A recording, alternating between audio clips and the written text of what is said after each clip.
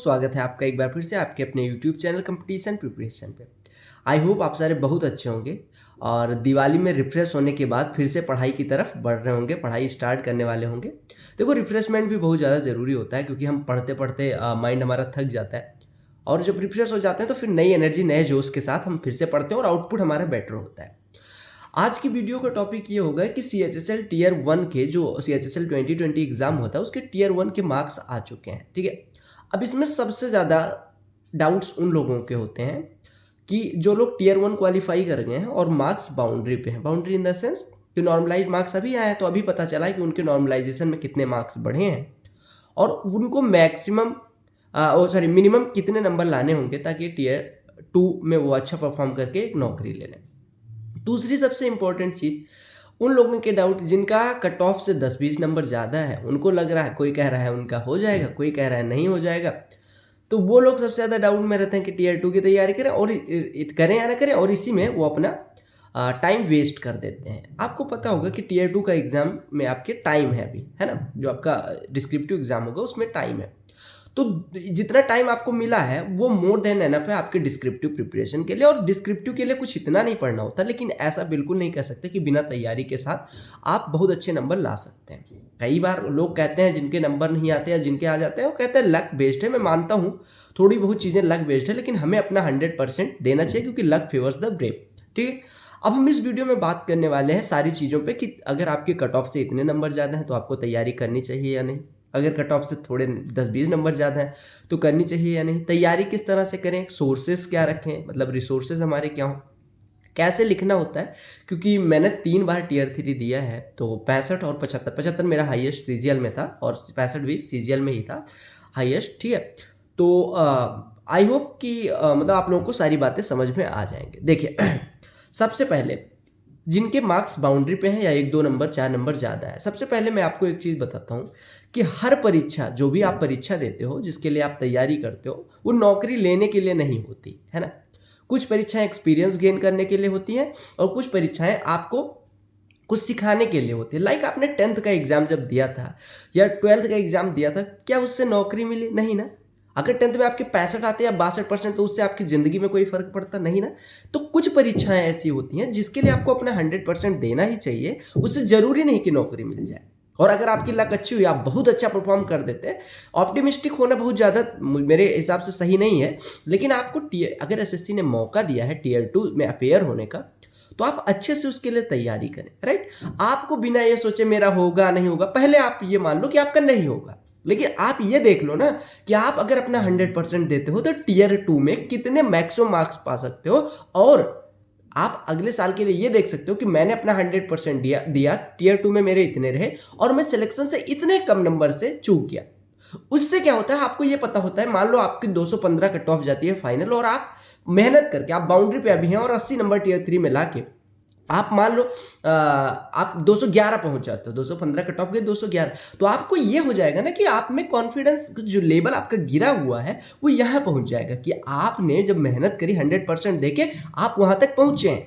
Right, तो आपको अगले साल के लिए कॉन्फिडेंस मिलेगा। दूसरी चीज आपको ये पता चल जाएगा कि टीयर 2 कैसे होता है। टीयर 2 के लिए आपको बहुत ज्यादा चिंता करने की जरूरत नहीं होगी। ठीक है, तो जो लोग बाउंड्री पे हैं उनको भी 100% अपना देना है, जो लोग 10-20 नंबर ज्यादा है उनको तो देना ही है। ठीक है, अच्छा, जब चांस मिला है तो उसको यूज करो।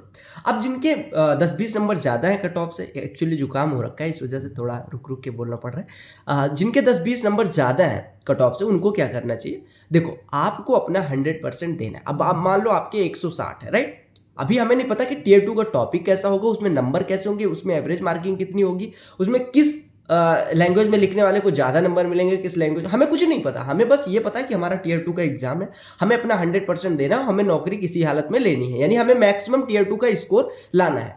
हमारे हाथ में ना नौकरी लेना है, हमारे हाथ में ना प्री का स्कोर बढ़ाना है, हमारे हाथ में बस एक चीज़ है कि टीयर 2 के लिए हमें अपना बेस्ट दे के टीयर 2 में अच्छा स्कोर करना है। तो आप लोगों को टीयर 2 के लिए अपनी जान लगा देनी है। मैं ये नहीं कहता कि 8 घंटे टीयर 2 के लिए पढ़ते रहो, लेकिन 2-3 घंटे अगर आप टीयर 2 के लिए पढ़ रहे हो, 2-3 घंटे रेगुलर बेसिस पे, तो आपके लिए मतलब आपका स्कोर काफ़ी ज़्यादा इन्हेंस होगा। और आप अभी देखेंगे, आप बिना प्रैक्टिस किए, बिना पढ़े कोई सोर्स, आप एक टॉपिक उठाओ और उस पर लिखना शुरू करो। आप 2 लाइन के बाद थक जाओगे कि क्या लिखूँ, कुछ पता ही नहीं है, कंटेंट होगा नहीं, लिखने का तरीका नहीं पता होगा। तो प्रैक्टिस के बाद वो चीज़ें आपकी अच्छी हो जाएंगी, ठीक है। और सब उसी के फेज से शुरू करते हैं। जो जिसका प्री में 190 होगा, पहला अटेम्प्ट होगा, वो भी वैसे तैयार करेगा और आप भी वैसे तैयार करोगे। तो आप उनसे बेटर परफॉर्म करो। टीयर 2 में अच्छे नंबर, मैंने देखा कि टीयर 2 की वजह से प्री में 194 वाले के टीयर 2 में 32 नंबर आए हैं। पिछले साल का एग्जाम्पल ले रहा हूँ, सीजीएल 19 का। प्री में 194 नंबर, 194 195 वाले के 32 नंबर टीयर 2 में। तो आप ये मान के चलो कि प्री में जो आपसे बहुत आगे हैं उनको आप टीयर 2 में बहुत अच्छे नंबर से पिछाड़ सकते हो, ठीक है। अब आपको देखना है, देखो आपको मिनिमम 30 टॉपिक तैयार करने हैं, मिनिमम 30 ऐसे टॉपिक, 30 टॉपिक को अच्छे से पढ़ना है और अच्छे से लिखना है। आपको पता होगा कि पढ़ के भी, केवल पढ़ के भी हम नंबर नहीं ला सकते और केवल लिख के भी। आपको कंटेंट, देखो ऐसे लिखने की 3 चीज़ें होती है। एक, आपकी लिखने की स्पीड, आपकी लिखने की स्पीड अच्छी होगी। अगर अच्छी नहीं है तो लिखने की स्पीड बढ़ाओ, क्योंकि 1 घंटे में मुझे नहीं लगता किसी की स्पीड एसएससी के लिए कम होगी। सबकी स्पीड मैं मानता हूँ नॉर्मल अच्छी है, ठीक है। दूसरी चीज होता है कंटेंट। कंटेंट आप पढ़ने के बाद ही सीख पाओगे। तो कंटेंट के लिए जितना मन करे, मतलब जितना हो पाए उतना पढ़ो, है ना, मन करे नहीं, जितना हो पाए उतना पढ़ो। उस टॉपिक्स आप देख लो, relevant topics, top 30 topics search कर लो कहीं भी। और जितने मतलब आपको लगता है कि इस टाइम पे 2021 में इंपॉर्टेंट टॉपिक्स जो बन रहे हैं उन पे तैयार करके जाओ, ठीक है। और आप ये 2-3 चीज़ें तैयार करो। गवर्नमेंट स्कीम्स हो गई, इधर जो योजनाएं, मतलब अच्छी अच्छी योजनाएं चल रही हैं गवर्नमेंट की, वो हो गई। जैसे पॉल्यूशन हो गया, कुछ सदाबहार टॉपिक है, उस पर मैंने वीडियो बना रखी है, आप जाके देख लीजिएगा, ठीक है। तो उन 30 टॉपिक्स को अच्छे से पढ़ेंगे, कंटेंट तैयार होगा। अब कंटेंट के बाद लिखने का तरीका, अब आपको पता ही नहीं है कि कहाँ से स्टार्ट करना है, बॉडी क्या होना चाहिए, कंक्लूजन क्या होना चाहिए, इंट्रो क्या होना चाहिए। आप इंट्रो की जगह पे बॉडी लिख रहे हो, बॉडी की जगह पे इंट्रो लिख रहे हो। तो अगर आप लिखने की प्रैक्टिस नहीं करोगे तो आपके नंबर तब भी नहीं आएंगे, क्योंकि ऐसे अगर अट्रैक्टिव दिख रहा है तभी नंबर देते हैं। आप एक चीज़ बताओ, मैं कोई चीज़ लिख रहा हूँ और अगर आप पहली 2-3 लाइनें अगर आप पढ़ते हैं और आपको नहीं मजा आ रहा है तो आप क्यों आगे पढ़ना चाहिए? फिर आप वैसे वही रामायण की तरह पढ़ते चले जाओगे। जैसे कई बार आपने देखा होगा, रामायण लोग पढ़ते हैं भर भर, है ना, समझ रहे हो, देसी भाषा में। तो आपको अट्रैक्टिव लिखना है ना। अब बात करते हैं दूसरी चीज। आपको पता होगा कि 100 नंबर का आपका पेपर होना है, राइट। 100 नंबर बोले तो 50 नंबर ऐसे, 50 नंबर लेटर। आपको पता है लेटर में सबसे ज़्यादा नंबर मिलते हैं लोगों को, लेकिन अगर ऐसे आपने अच्छा लिखा है तो उसी के हिसाब से नंबर उसमें मिल जाते हैं, क्योंकि ऐसे आपने अच्छा लिखा तो आपका पढ़ा उन्होंने और देखा कि 50 में 45 लायक ये लड़का है, मान लो, मतलब ऐसा जनरली होता नहीं, लेकिन मान लो 50 में 45 लायक आपका ऐसे है, उन्होंने 40 दिया होता है, ठीक है। तो आपका लेटर भी वो उसी आधार कि इसने अगर ऐसे अच्छा लिखा है तो लेटर में कुछ खास नहीं होता, तो उसमें भी 30 35 या 40 दे देंगे, 80 हो गए। और अगर आपने ऐसे ही गंदा लिख दिया तो वो उसी हिसाब से आपको 20 नंबर लेटर में भी दे देंगे। तो आपको ये ध्यान रखना है कि ऐसे और लेटर, केवल आप ऐसे पे फोकस करके ऐसे को अच्छे से तैयार करके और लेटर का फॉर्मेट अच्छे से पढ़ के आप अच्छा नंबर ला सकते हैं, ठीक है। लेटर के लिए 2 चीज़ें इंपॉर्टेंट होती है। एक, आपको ये पता होना चाहिए कि फॉर्मेट क्या होना चाहिए, फॉर्मल लेटर, इनफॉर्मल लेटर, यानी लेटर्स के फॉर्मेट क्या होते हैं। आप गूगल कर लेंगे, बहुत सारे मतलब आपको ये चीज़ें मिल जाएंगी, बहुत सारी वीडियोज़ मिल जाएंगी यूट्यूब पे कि फॉर्मल लेटर क्या होता है, इनफॉर्मल लेटर होता है, लेटर कितने प्रकार के होते हैं, किस तरह से, किसमें थैंकिंग यू लिखा जाता है, किसमें योर ओबीडियंटली लिखा जाता है, किसमें क्या लिखा जाता है, मतलब वो पैटर्न आपको पता होना चाहिए। पैटर्न के भी नंबर होते हैं। आपका फॉर्मेट अगर सही है तो उसके नंबर, फॉर्मेट के बाद आपने अच्छी राइटिंग में लिखा है, साफ सुथरा लिखा है, ठीक है। अच्छी राइटिंग का मतलब होता है साफ सुथरा आपने लिखा, तो फॉर्मेट वगैरह पढ़ेंगे, है ना। लेटर के लिए कुछ स्पेशल नहीं करना है, बस 10 लेटर एटलीस्ट प्रैक्टिस कर लेंगे आप तो बहुत हो जाएगा, ठीक है। बस फॉर्मेट आपको पता होना चाहिए, ठीक है। अच्छा, अब मैं बात कर लेता हूँ सोर्सेस की।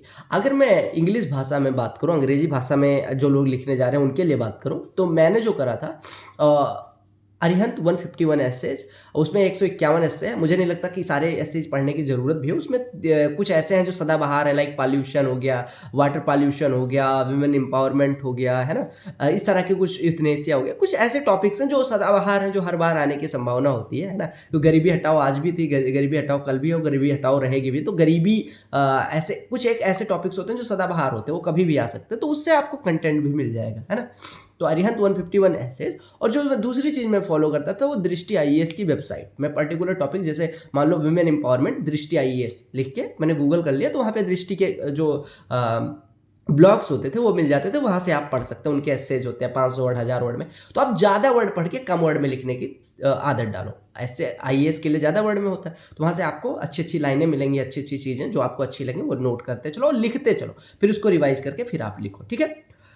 तीसरी चीज़, हिंदी वालों के लिए मतलब अंग्रेजी वालों के लिए दो चीज़ें मैंने बता दी, दृष्टि आईएएस और अरिहंत 151 एसएच। और देख लीजिएगा प्रीवियस ईयर एसएच पढ़े होंगे, प्रीवियस ईयर एसएससी की जो आरटीआई से कॉपी मंगाई गई है उससे आपको ये पता चल जाएगा इवैल्यूएशन किस आधार पर होता है, तो वो भी आप देख सकते हैं, वो देख लीजिएगा, ठीक है। हिंदी माध्यम वालों के लिए हिंदी माध्यम की शायद निबंध माला आती है हिंदी भाषा में, आप देख लीजिएगा, निबंध माला ले लीजिएगा। और सेम दृष्टि आईएएस हिंदी वाली वेबसाइट देख लीजिएगा, वहाँ हिंदी में आर्टिकल मिल जाएंगे, तो आपके लिए मोर देन एनफ होगा। बहुत ज़्यादा सोर्सेज में जाने की जरूरत नहीं है आप। और विकीपीडिया, तीसरा सोर्स विकीपीडिया, हिंदी माध्यम अंग्रेजी माध्यम वाले जो पर्टिकुलर टॉपिक आप पढ़ रहे हैं उससे आप वहाँ से डाटा वगैरह मिल जाता है, तो अच्छी चीज़ होती है, ठीक है। तो दृष्टि आईएएस, अरिहंत 151 और विकीपीडिया अंग्रेजी वालों के लिए, हिंदी वालों के लिए निबंध माला, दृष्टि आईएएस वेबसाइट और विकीपीडिया ये हिंदी वालों के लिए, ठीक है। अच्छा, दूसरी सबसे इंपॉर्टेंट चीज़ होती है कि ऐसे आप लिखते तो हो, अगर आप दूसरे का नहीं पढ़ते हो तो आपको लगता है आप ही बेस्ट लिख रहे हो, तो आप ऐसा करो एक ग्रुप बना लो। मैं ग्रुप बनाया दे रहा हूँ, ग्रुप की लिंक डाल दूंगा डिस्क्रिप्शन में। उस ग्रुप में सब लोग अपने अपने ऐसे शेयर करते रहेंगे, जिससे एक दूसरे का इवेल्युएशन कर पाओगे आप और बता पाओगे कि उनकी कहाँ कमी है, और उससे कुछ अच्छी चीज़ें भी सीखने को मिलेंगी। आपको पता चलेगा कि आप उतना अच्छा भी नहीं लिख रहे हो या आप अच्छा लिख रहे हो, तो आपको कॉन्फिडेंस आएगा। तो आपको ये देखना है कि एक ग्रुप में रहो, 10 20 50 लोग जहाँ पे रहें, और एक दूसरे का इवेल्युएट करो और एक दूसरे के ऐसे पढ़ो, एक दूसरे से पूछो, डिस्कस करो, तो उससे काफ़ी चीज़ें हेल्प करेंगी आपको, ठीक है। तो आपको मैं ग्रुप प्रोवाइड कर दूंगा, टेलीग्राम ग्रुप, ठीक है। दूसरी चीज कोटेशन, रिलीवेंट कोटेशन, रिलीवेंट जो होते हैं, रिलीवेंसी उनकी अच्छी होनी चाहिए, मतलब रिलीवेंसी होनी चाहिए उनकी कोटेशंस की। जैसे आपको एक पर्टिकुलर टॉपिक दे दिया, वुमेन एम्पावरमेंट, ठीक है, अब उसमें आपको कोटेशन डाल दे तो थोड़ा अट्रैक्टिव लगने लग जाता है। तो आपको ऐसे 10-20 कोटेशन तैयार कर लेने हैं, और किस महापुरुष का है ये भी कोई ज़रूरी नहीं है जानना, लेकिन पढ़ लेना, वहाँ पे वो लिख देते हो तो कुछ आपका थोड़ा अच्छा लगने लग जाता है उनको। अगर आप कोटेशन के आगे लिख देते हो कि महात्मा गांधी, एपीजे अब्दुल कलाम, ऐसे, तो वो काफ़ी अच्छी चीज़ें हो जाती हैं, मतलब उन अट्रैक्टिव सा लगने लग जाता है। तो कोटेशन और रिलीवेंट, अब ये नहीं शिक्षा का है आप पॉल्यूशन का कोई कोटेशन डाल रहे हो, ऐसे नहीं करना है। कुछ कोटेशन होते हैं जो सब में यूज हो जाएंगे, गांधी जी के। अब देखो वुमेन एम्पावरमेंट वाला अगर हम education of women in India इसमें डालें तो रिलीवेंट है वो, लेकिन अब आप मतलब कहने का मतलब संबंधित रहे कोटेशन, तो वो बहुत ज़्यादा जरूरी हो जाता है, बहुत अच्छे नंबर भी दिला के चला जाता है ना। क्योंकि सीजीएल 17 और सीजीएल 18 में मेरे ही दिक्कत थी कि सीजीएल 17 वाले टॉपिक में जीएसटी आया हुआ था, उसमें हम कोटेशन, मुझे उतना कोटेशन पता नहीं था जो मैं इकोनॉमिक्स से रिलेटेड हो मैं डाल पाऊँ उसमें। और इसमें वुमेन क्या status of education in current India ऐसे करके टॉपिक था, तो इसमें मैंने एजुकेशन पे जो कोटेशन पढ़े थे वो डाल दिए, तो अच्छे नंबर मिल गए, है ना। दूसरी और सबसे लास्ट और सबसे इंपॉर्टेंट चीज़ ये है कि आप ऐसे जब भी लिखो सिंपल लैंग्वेज में रखो, चाहे हिंदी में लिख रहे हो चाहे अंग्रेजी में। ऐसा नहीं कि ऐसी क्लिष्ट हिंदी लिख रहे हो या क्लिष्ट अंग्रेजी लिख रहे हो जो आदमी को देखो, आप एक चीज़ बताओ, हिंदू आप पढ़ने में फ्लुएंसी होती है? अगर आप हिंदू पहली बार लेके बैठो तो फ्लुएंसी होती नहीं होती। और अगर आप वहीं एक्सप्रेस या टीवाई टाइम्स ऑफ इंडिया लेके बैठते हो तो खर खर खर खर पढ़ते जाओ, या स्पोर्ट्स के जर्नलिस्ट के आप ब्लॉग्स पढ़ते हो तो कितना आसानी से पढ़ लेते हो। तो आप ये देखो, वहाँ पे उसके पास इतना टाइम नहीं होता कि आपका गूगल कर करके वो आंसर देखे, वो मतलब हिंदी देखे और वो समझे। आप सिंपल लैंग्वेज में रखो, मतलब मीडियम, ना बहुत सड़ी हुई ना बहुत अच्छी, मतलब ऐसी इंग्लिश लिखनी है जो आदमी पढ़े तो फ्लो में पढ़ जाए। तो बहुत ज़्यादा वहाँ नॉलेज नहीं दिखाना है आपको, सिंपल लैंग्वेज में रखेंगे और अच्छे नंबर लेके जाएंगे। आई होप ये सारी चीज़ें आपको अच्छे से समझ में आ जाएंगी और अच्छे से आपको हेल्प भी करेंगी। तो अगर आपको वीडियो पसंद है वीडियो को लाइक कर देना। बहुत सारी प्रीवियस ईयर की कॉपीज मैंने शेयर कर रखी हैं, आप उधर भी देख सकते हैं। बाकी good luck, love you all. Telegram group से जरूर जुड़े, चैनल पे नए होना सब्सक्राइब कर लेना। और हमारा जो टेलीग्राम चैनल है उधर मैं कुछ पीडीएफ भी शेयर करता रहता हूँ, जैसे टियर 3 से रिलेटेड भी शेयर कर दूंगा, तो उस पर भी आप जुड़ सकते हैं। Good luck.